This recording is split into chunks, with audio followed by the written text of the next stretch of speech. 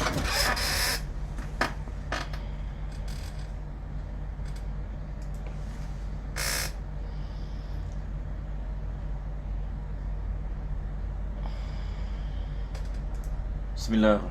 Alhamdulillahirabbil alamin. Wassalatu wassalamu ala asyrafil anbiya'i wal mursalin sayyidina Muhammadin wa ala alihi wa sahbihi ajma'in. Alhamdulillah, para jemaah dirahmati Allah Subhanahu wa taala. Pertama dan utama sekali kita memanjatkan kesyukuran kita kepada Allah dapat kita meneruskan pengajian kita di dalam kitab Ummul Barahin karangan Al-Imam As-Sanusi, dan kita berdoa kepada Allah Subhanahu wa taala mudah-mudahan Allah menjadikan pengajian ini sebab pengampunan bagi segala dosa dan Allah mengabulkan segala hajat dan menjadikan kita di antara hamba-hambanya yang bertakwa, amin ya rabbal alamin. Sepatutnya kita mengadakan kuliah Zuhur ini bagi kitab Ummul Barahin pada hari Selasa, tapi disebabkan ada sedikit masalah yang teknikal, maka saya tundakan ini pada hari ini. InsyaAllah kita mendapat ini manfaat dalam beberapa masa yang kita ada untuk kita membahaskan tentang sifat ma'ani. Dan dalam pengajian kita yang lepas saya telah terangkan apa yang dimaksudkan dengan sifat ma'ani. Maka sifat ma'ani merupakan sifat yang ada pada zat. Sifat ma'ani ini yang merupakan sifat yang ada pada zat yang tidak boleh dipisahkan daripadanya. Ini adalah sikit lebih kurang ini definisi ini bagi sifat ma'ani. Dan sebelum ini kita telah membicarakan tentang sifat salbiyah seperti mana antum melihat di dalam teks ini yang saya lampirkan di sini. Jadi insya-Allah kita akan terus masuk ini kepada di mana ini kita berhenti pada kali yang lepas. Kali yang lepas saya sedang mensyarahkan apa yang dimaksudkan dengan sifat kudrat, apa yang dimaksudkan dengan sifat iradah. Yang mana penulis ini mengatakan di sini al-muta'alliqatani bi jami'il mumkinat. Maka ini adalah perkara yang penting sekali bagi kita yang mempelajari ilmu akidah, akidah Ahlus Sunnah wal Jamaah, untuk kita memahami apa yang dimaksudkan dengan ta'alluq. Jadi bila kita mempelajari tentang sifat-sifat Allah Subhanahu wa taala, tidak cukup ini kita setakat ini mempelajari terjemahannya, tetapi wajib kita mengetahui definisinya dan juga perkara-perkara yang bersangkut paut ini dengannya. Maka di sini penulis ini mengatakan dua sifat ini, sifat kudrat iaitu kuasa dan sifat iradah, kehendak Allah Subhanahu wa taala. Dia bersangkut paut al-muta'alliqatani, bersangkut paut ini dengan semua yang ini jenis mumkinat. Perkataan ini mumkinat ini jamak bagi perkataan mumkin, dan mumkin ini sama dengan jaiz, iaitu sesuatu yang menerima kewujudan dan ketiadaan. Ini yang dimasukkan dengan mumkin. Maka minggu lepas juga saya telah mensyarahkan definisi bagi kudrah. Yang mana kita lihat ini di sini. Kudrat ini dia adalah sifatun azaliyatun yata'atta biha ijadul mumkini wa i'damuhu ala wafqil iradah. Ini yang kita bahaskan ini pada pengajian kita yang lepas. Maka dia adalah sifat yang azali. Sifat kudrat ini adalah sifat ini azali. Yang dimaksudkan dengan azali adalah sesuatu yang tidak ada permulaan baginya. Yata'atta biha, yang mana dengannya berlaku ijadul mumkin. Berlaku mewujudkan benda-benda yang mungkin. Benda-benda yang mungkin iaitu sesuatu yang boleh menerima kewujudan dan juga ketiadaan. Maka ini yang kita maksudkan, dia hanya bersangkut paut dengan benda yang mungkin. Seperti mana Al-Imam Sanusi yang mengatakan al-muta'alliqatani bi jami'il mumkinat. Sifat kudrat dengan sifat iradah. Sifat kudrat dengan sifat iradah, dia adalah dua sifat yang bersangkut paut ini dengan benda-benda yang mungkin wa i'damuhu. Akan tapi sifat kudrat ini dia adalah sifat mewujudkan dan meniadakan yang mungkin. Allah Subhanahu wa taala dia mewujudkan segala-galanya. Ini dimaksudkan dengan ijad. Ijad ini daripada perkataan aujada yujidu ijadan. Ijadul mumkin maksudnya mewujudkan mumkin daripada asal ketiadaan. Sebab asal mumkin ini dia ketiadaan, dia tidak ada. Allah mewujudkannya. Ini yang dimaksudkan dengan ijad. I'dam dia adalah yang terbalik. I'dam maksudnya meniadakan sesuatu yang wujud. Maka disebabkan kita mengatakan mungkin adalah sesuatu yang menerima kewujudan dan juga ketiadaan, maka dia bersangkut paut dengan kudrat Allah Subhanahu wa taala. Maka kudrat Allah Subhanahu wa taala dia adalah ijad. Maka Allah Subhanahu wa taala mewujudkan benda yang mungkin dan meniadakannya ala wafqil iradah, berdasarkan dengan kehendaknya. Ini bagi mereka yang mengikuti sama ada live ataupun selain daripada live, Antum boleh tulis ini kita mengatakan sebagai extension bagi definisi ini, sebab ada sebahagian yang di kitab tidak menyebutnya sebab diketahui benda ini. Cuma bagus kita menulisnya ala wafqil irada wa i'damuhu ala wafqil irada, yakni berdasarkan dengan kehendak Allah Subhanahu wa taala. Yani Allah ini berkehendak dan dia mewujudkan. Ya, dia berkehendak yakni manusia untuk wujud di atas muka bumi ini, maka dia mewujudkan yakni manusia. Ini adalah sifat qudrat. Manakala sifat irada kita lihat ada panjang sikit definisinya. Sifat irada dia adalah sifatun azaliyatun tukhassisul mumkina. Ini juga saya mengatakan pada minggu yang lepas, pada kali yang lepas, dan ini adalah murajaah, dan saya merasakan ini adalah perkara yang sangat penting untuk kita ulang kaji sekali lagi supaya yakni makna ini melekat ini kepada minda kita. Sifatun azaliyah, yakni sifat irada, yakni semua ini sifat Allah Subhanahu wa taala azaliyah, yakni tidak ada sifat Allah yang hadithah. Ini dalam akidah Ahlus Sunnah wal Jamaah, kita mengatakan semua yang ini sifat ma'ani dia adalah sifat wajibah azaliyah. Maka dia bukan sahaja sifat wajib bagi Allah, akan tetapi dia adalah sifat azali. Dia tidak ada permulaan ini bagi Allah Subhanahu wa taala. Maka sifatun azaliyatun tukhassisul mumkina.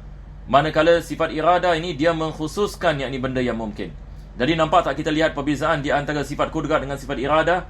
Sifat qudrat yakni mewujudkan mungkin, manakala sifat irada membicarakan tentang mengkhususkan yakni mungkin, tukhassisul yakni mumkina bi ba'dhi ma yajuzu alaihi, dengan sebahagian yang dibolehkan baginya daripada kewujudan. Yakni seperti mana kita mengatakan benda mungkin boleh menerima kewujudan dan ketiadaan, tetapi ia tidak boleh berlaku dia wujud dan tak wujud dalam masa yang sama. Itu sebab penulis mengatakan di sini bi ba'dhi ma yajuzu alaih, sama ada ia wujud ataupun ia tidak wujud. Maka kehendak ini Allah Subhanahu wa taala mengkhususkan kewujudannya ataupun ketiadaannya. Allah Subhanahu wa taala dia berkehendak benda ini untuk wujud, maka ia wujud. Allah berkehendak ia tidak wujud, maka ia tidak wujud. Tetapi kalau kita mengatakan sesuatu benda wujud dengan tak wujud dengan masa yang sama, ini adalah benda yang mustahil, dan benda yang mustahil tidak berkait dengan kuasa dan kehendak Allah Subhanahu wa taala. Ini kaedah. Benda-benda yang mustahil tidak berkait dengan kuasa dan kehendak Allah Subhanahu wa taala. Itu sebab definisi bagi sifat irada kita lihat ini kitab-kitab ini akidah dalam akidah Ahlus Sunnah wal Jamaah, sama ada dalam akidah Asy'ariyah ataupun Maturidiyah, membicarakan ini tentang pengkhususan ini bagi mungkin bi ba'dhi ma yajuzu alaih, dengan sebahagian yang dibolehkan ataupun yang diharuskan ini baginya. Min wujudin, yang pertama sekali misal yang didatangkan adalah min wujudin, daripada mewujudkan. Allah Subhanahu wa taala dia mengkhususkan bila sesuatu itu akan diwujudkan. Yakni sebelum Allah menciptakan kita, Allah Subhanahu wa taala sudah berkehendak penciptaan kita. Maka dia mengkhususkan masa kewujudan kita. Dia mengkhususkan tempat kewujudan kita. Dia mengkhususkan reka dan bentuk kita. Dia mengkhususkan sifat kita. Dia mengkhususkan warna kulit kita, dan kesemua ini kita lihat apabila kita merenungkan, yakni badan kita misalan, ada sebahagian daripada kita kulitnya putih, ada sebahagian daripada kita kulitnya gelap, ada sebahagian daripada kita tinggi, ada sebahagian daripada kita pendek, ada sebahagian daripada kita wujudnya yakni di Afrika, ada yakni di Singapura, ada di siapa yakni yang mengkhususkan yakni kita dilahirkan di mana dan kita diwujudkan yakni di mana. Ini yang kita maksudkan dengan takhsis, yakni Allah Subhanahu wa taala dia mengkhususkan. Jadi pertama penulis mengatakan min wujudin aw adamin, Allah mengkhususkan kewujudan kita, dia juga mengkhususkan ketiadaan kita. Sebelum ini kita tidak wujud, maka Allah mengkhususkan ketiadaan kita. Sekarang ini kita wujud, Allah mengkhususkan kewujudan kita. Selepas ini 100 tahun ini juga kita akan kembali kepada ketiadaan. Maka ini semua berlaku dengan pengkhususan Allah Subhanahu wa taala terhadap ini kewujudan kita dan juga ketiadaan kita. Selepas itu wa miqdar. Miqdar ini kadar, berapa besar ini, berapa banyak yang Allah Subhanahu wa taala akan menciptakan. Pasir-pasir misalnya ini di lautan, air ini yang wujud ini di atas muka bumi ini, berapa banyak miqdar. Ini juga dikhususkan ini oleh Allah Subhanahu wa taala. Zaman, masa, bila benda ini akan diwujudkan, bila benda ini akan berlaku dan sebagainya. Sama ada ia wujud ataupun ia tidak wujud, di mana ia wujud, masa dia akan wujud dan sebagainya. Ini juga adalah daripada takhsis ini Allah Subhanahu wa taala. Miqdar wa zaman wa makan, di mana, wajihah, yakni di arah mana, adakah di arah timur ataupun di arah barat ataupun di bawah kita berada, yakni di bawah, ataupun kita berada di atas, ataupun kita berada di tepi dan sebagainya. Ini semua yang berlaku ini dengan taksis, dengan pengkhususan daripada Allah Subhanahu Wa Taala.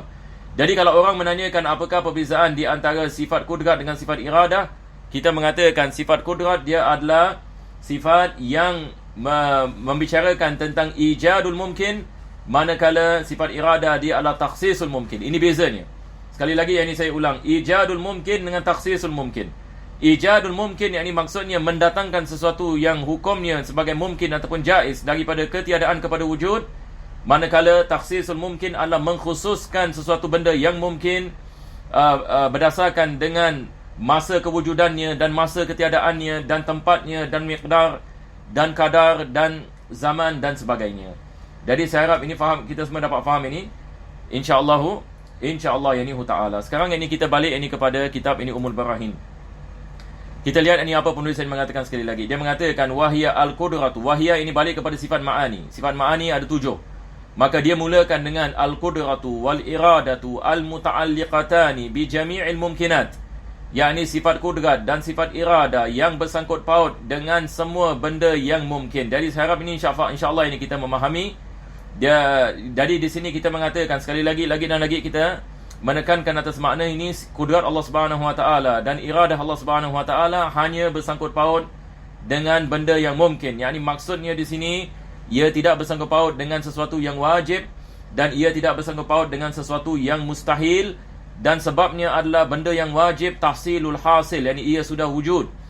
Maka kita tidak boleh mewujudkan sesuatu yang sudah wujud. Begitu juga dia tidak berkait dengan sifat dengan perkara yang mustahil, sebab benda yang mustahil adalah benda yang tidak boleh wujud. Ini yang kita membicarakan tentang ahkamul aql. Ahkamul aql yang kita mengatakan wajib aqli, mustahil aqli, jaiz aqli. Jadi definisi ini semua yang kita nak kena hafal dan kita harus ini memahami. Maka dengannya kita dapat memahami ini sifat-sifat Allah Subhanahu Wa Taala bila kita membicarakan dengan istilah-istilah seperti ini. Selepas itu ini beliau mengatakan wal ilmu, sifat yakni ilmu. Jadi setelah kita memahami apa yang dimaksudkan dengan sifat irada dan sifat kudrat, maka sekarang ini kita akan mempelajari sifat definisi ini bagi sifat ini ilmu. Sebelum itu penulis ini di dalam kitab Ummul Barahin beliau tidak membicarakan definisinya. Yani kitab Ummul Barahin adalah kitab ini yang mukhtasar, kitab yang ringkas, cuma perlu kita memahami definisinya daripada kitab-kitab yang lain seperti syarah ini bagi Ummul Barahin ataupun hasyiah dan sebagainya. Itu sebab ini saya kembali ini kepada definisi setelah ini kita masuk ini kepada Ummul Barahin. Sebelum ini kita masuk kepada definisi bagi sifat ilmu, kita lihat apa yang disebutkan oleh penulis ini di sini ya. Ini juga perkara yang kita harus ini perkara yang sangat penting sekali. Beliau mengatakan wal ilmu al-muta'alliqu bi jami'il wajibati wal jaizati wal mustahilat. Nampak tak di sini? Beliau mengatakan sifat ilmu ini dia adalah sifat yang bersangkut paut dengan kesemua bahagian hukum akal. Wajib, jaiz, mustahil. Ini mengatakan bi jami'il wajibat, al-jaizat wal mustahilat. Sekali lagi balik kepada hukum akal. Wajib akli, jaiz akli, mustahil akli. Jadi kita telah mengetahui ini semua definisi bagi apa yang dimaksudkan dengan wajib akli, apa yang dimaksudkan dengan mustahil akli, apa yang dimaksudkan dengan jaiz akli. Maka di sini penulis yang mengatakan ilmu Allah Subhanahu Wa Taala dia bersangkut paut ini dengan semua yang bahagian hukum akal. Maka di sini kita dapat lihat ini perbezaan di antara ilmu Allah dengan sifat kudrat dengan irada. Sifat kudrat dengan irada hanya bersangkut paut dengan benda yang mungkin. Seperti mana kita mengatakan, dia hanya bersangkut paut dengan benda yang mungkin. Manakala sifat ilmu dia bersangkut paut kepada semua bahagian hukum akal, iaitu wajib, mustahil dan jaiz. Untuk kita memahami kenapa sifat ilmu bersangkut paut dengan kesemua yang bahagian ini hukum akal, maka kita balik ini kepada definisinya. InsyaAllah saya terangkan definisinya dahulu. Selepas itu insyaAllah kita akan memahami apa sebabnya. Maka kita lihat ini kepada definisi ini ilmu ini di sini. InsyaAllah pada masa yang akan datang saya akan terjemahkan ke dalam ini bahasa Melayu insyaAllah, dan mudah-mudahan insyaAllah saya akan post besar kemungkinan ini saya akan post ini di Facebook lah ya. Tapi buat masa ini antum lihat yakni bahasa Arabnya, dan berdasarkan dengan apa saya membicarakan, antum boleh ini tulis ini nota dan sebagainya, supaya apa-apa kalau terlupa dan sebagainya antum boleh kembali ini kepada nota. Maka beliau definisi ini bagi sifat ilmu, dia adalah sifatun azaliyatun tankashifu biha al-mawjudatu wal-ma'dumatu ala ma hiya alaihi inkishafan la yahtamilun naqidha biwajhin. Ini definisinya. Jadi kita cuba hafal semua definisi bagi sifat ma'ani. Ini perkara yang sangat penting. Bahkan semua definisi ini bagi sifat 20. Perlu untuk kita menghafalnya. Ini lebih baik. Wajib kita memahaminya dan perlu kita menghafalnya. Wajib kita memahaminya dan perlu kita menghafalnya. Menghafal ini bukan sahaja sifat 20, tetapi menghafal definisi ini bagi tiap-tiap sifat dengan kefahaman. Ini yang kita berhajat kepadanya jemaah dirahmati Allah Subhanahu wa taala pada zaman ini. Baik. Sekarang ini kita kembali ini syarah ini sifat ilmu. Jadi perkara yang sama sifatun azaliyah, semua sifat Allah Subhanahu wa taala seperti mana kita mengatakan dia adalah azali. Yakni maksudnya dia tidak ada permulaan yang dibaginya. Sifat kudrat, sifat iradah. Sekarang kita bicarakan tentang sifat ilmu, dan makna daripada sifat adalah sesuatu yang tidak dapat difahami akan hakikatnya. Ini dimaksudkan dengan sifat, perkataan sifat. Azaliyah, yakni tidak ada permulaan yang dibaginya, maka dia adalah sifat wujud pada zat Allah Subhanahu wa taala. Ini yang kita maksud dengan sifat ma'ani. Dan sifat ilmu ini dia tankashifu biha, maka kita nak kena pay attention ini kepada perkataan ini, tankashifu. Tankashiful bihal mawjudatu wal ma'lumat. Yakni sifat ilmu, para ulama kita mengatakan dia adalah sifat kashifah. Sifat ilmu ini dia adalah sifat apa? Sifat kashifah. Tadi kita bila kita membicarakan sifat kudrat, dia adalah sifat ijad. Sifat iradah dia adalah sifat takhsis. Yakni kudrat Allah Subhanahu wa taala mewujudkan. Iradah Allah Subhanahu wa taala mengkhususkan, dan ini kedua-duanya berkait kepada sifat mungkin. Berkait kepada benda yang mungkin. Manakala sifat ilmu dia adalah sifat kashifah. Apakah yang dimaksudkan dengan kashifah? Yakni kita mengatakan ilmu Allah Subhanahu wa taala merangkumi segala-galanya, segala-gala maklumat. Allah Subhanahu wa taala dia mengetahui segala-galanya. Dia mengetahui segala-galanya. Maka pengetahuan Allah Subhanahu wa taala ini merangkumi perkara-perkara yang wajib, mustahil dan jaiz, sebab dia kashifah. Sifat ilmu ini dia adalah sifat kashifah. Maksud ini daripada kashifah adalah dia merangkumi. Dia merangkumi yakni segala maklumat, segala benda yang diketahui. Maka itu sebab kita mengatakan dia berkait dengan semua bahagian hukum akal. Dia berkait ini dengan benda yang wajib, dia berkait dengan benda yang mustahil. Ini maksudnya Allah mengetahui segala perkara yang wajib, dia mengetahui segala perkara yang mustahil. Walaupun mustahil tidak boleh wujud, tetapi Allah mengetahuinya. Dan kita lihat dalam Al-Quranul Karim, Allah Subhanahu wa taala membicarakan tentang benda yang mustahil. Allah mengatakan, "Lau kana fihima alihatun illallah lafasadata." Allah mengatakan kalau ada lebih ini daripada satu Tuhan, kalau ada lebih ini daripada satu Tuhan, lafasadata, bumi dengan langit ini akan musnah. Sebab ini akan berlaku percanggahan ini dalam kuasa. Ini nanti insya-Allah ini bila kita masuk ini kepada dalil berkenaan dengan wahdaniyah, dalil berkenaan dengan Allah Subhanahu wa taala satu, kita akan membicarakan ini tentang apa yang dimaksudkan dengan burhanut tamanu', yakni kalau yakni Tuhan itu lebih daripada satu, apa yang akan berlaku. Ini disebutkan dalam Al-Quranul Karim. Ini adalah benda yang mustahil. Ini benda yang mustahil maksudnya ia tidak boleh wujud, tidak boleh ada Tuhan yang lebih dari selain Allah Subhanahu wa taala. Benda yang mustahil. Kalau ia boleh wujud, maka kita tidak akan lihat kesempurnaan dalam ciptaan Allah Subhanahu wa taala, seperti mana Allah mengatakan dalam suratul Mulk ini misalan, tabarakalladzi biyadihil mulku wa huwa ala kulli syai'in qadir alladzi khalaqal mauta wal hayata liyabluwakum ayyukum ahsanu amala wa huwal azizul ghafur alladzi khalaqa sab'a samawatin tibaqa ma tara fi khalqir rahmani min tafawut. Kamu tidak akan lihat kekurangan yang dibagi ciptaan Allah Subhanahu wa taala. Ini adalah dalil Tuhan ini itu satu. Maka Allah Subhanahu wa taala dia membicarakan tentang benda mustahil, maka dia mengetahui, ilmunya merangkumi yakni segala benda yang mustahil, segala benda yang wajib, segala benda yang jaiz. Ini yang kita maksudkan dengan ilmu Allah Subhanahu wa taala. Dia bersangkut paut ini dengan semua bahagian hukum akal. Tankashifu biha al-mawjudat, maka dia merangkumi segala-gala benda yang wujud dan segala-gala yang tidak wujud. Segala yang wujud dan segala tak wujud. Yakni sebelum Allah menciptakan kita, Allah sudah mengetahui yang kita akan diciptakan. Betul ke tidak? Maka kita tidak wujud, Allah Subhanahu wa taala sudah mengetahui dan dia berkehendak untuk kita wujud. Maka apabila sampai kepada masa yang dikhususkan olehnya, dia mewujudkan kita. Boleh faham insya-Allah?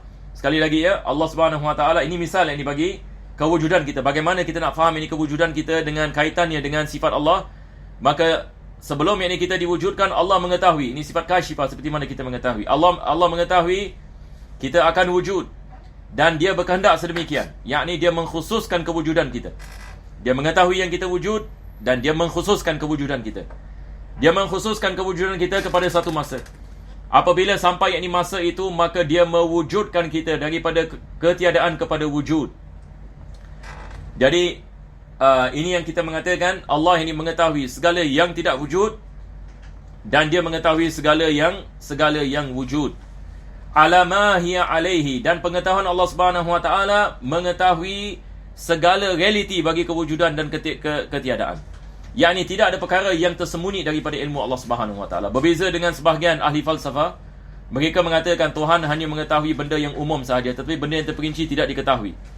Maka ulama-ulama ini Islam yakni menerangkan yakni akan sifat Allah Subhanahu wa taala. Mustahil kita mengatakan yakni Allah hanya mengetahui benda yang umum tapi bukan benda yang khusus. Ini adalah benda yang mustahil, sebab kita tidak boleh menisbahkan kejahilan bagi Allah adalah sifat ini yang mustahil. Maka Allah Subhanahu wa taala dia mengetahui segala-galanya dengan terperinci. Alama hiya alaihi inkishafan la yahtamilun naqida biwajhin, yakni dia merangkumi ilmunya, merangkumi segala-galanya, dan ia tidak boleh sama sekali menerima percanggahan. Yakni maksudnya mustahil kita mengatakan Allah mengetahui benda ini akan wujud tetapi dia tidak wujud.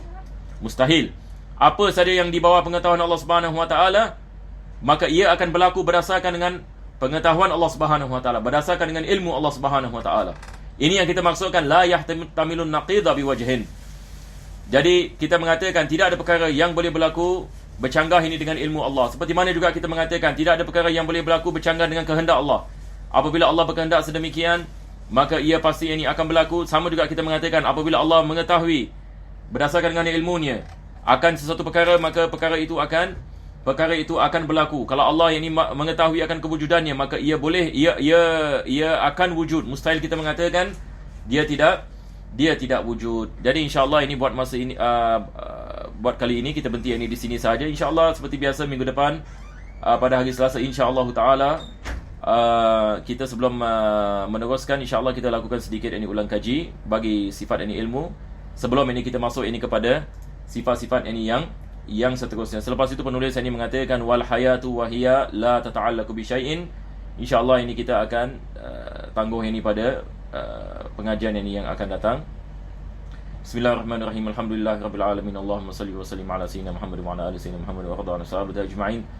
Rabbana atina fid dunya hasanah wa fil akhirati hasanah wa qina adzabannar. Sallallahu alaihi wa sallam Muhammad. Alhamdulillahirabbil alamin. Taqabbalallahu minkum.